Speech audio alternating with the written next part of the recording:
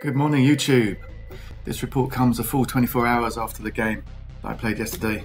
I got sidetracked, distracted, you know. I am wearing the same t-shirt. It's the weekend, I don't give a...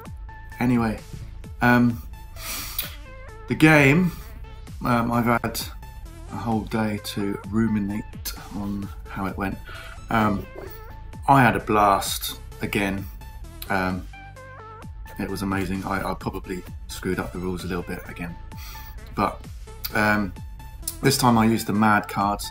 They were really good. They changed things up a bit. I can imagine if two players play, two human players play against each other, and you can't see what the other player's got in their mad card hand. It can be a little bit more unpredictable, and it was good to use them. I used them quite tactically to do several things. Hello. I feel like Blofeld out of James Bond. Anyway,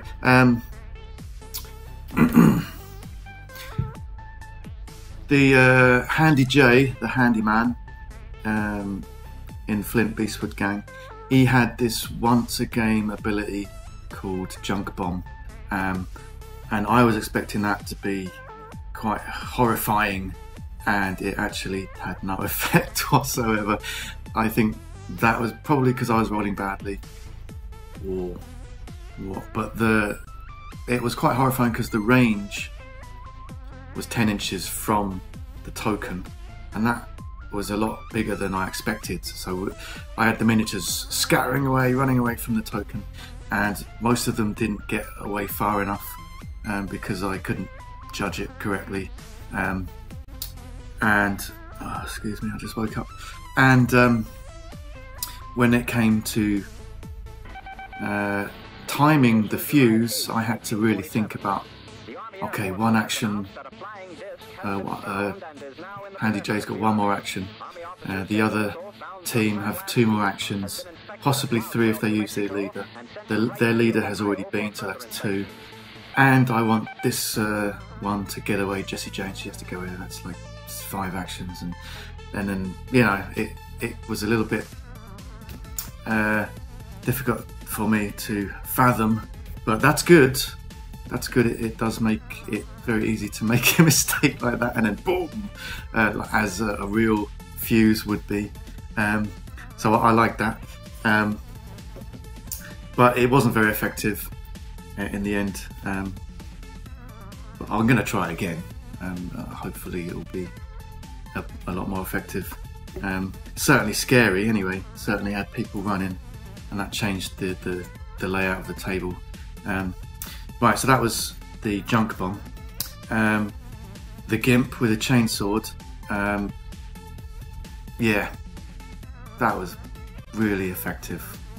Once he was up in there, up in close range with the guys on the right hand side of the supermarket, he was just cutting them up with his chainsaw, and they could do nothing about it. Armor 4, so quite hard to kill. Power 4, I think, was his chainsword, so it's quite easy for him to do damage compared to another weapon. And then it's a +4 on the injury chart, so basically there's a quite high chance of him killing someone, much higher. But normally it's a 1 in 10, and this time with a +4, it's like 4 or 5 in 10 chance of killing someone outright. So, and a very high chance of seriously injuring someone, as you'd expect from a chainsaw. Yeah, just that was about it really. Those two things stuck out for me. It's a hell of a game. I've got a few more gangs to try out, a few more posses to try out. I'm painting up right now. I'm painting up a Lunar Coalition posse. So these guys from the moon outpost, supposedly peace-loving and technologically advanced because they haven't nuked themselves into oblivion, and they come back to Earth to I don't know, do experiments and see how things are and take readings and things like that. Obviously, I haven't read the fluff in great detail, but you know, you can just make it up. And that's what I like about this game. The miniatures are awesome, the game is awesome. Right, that's enough from me.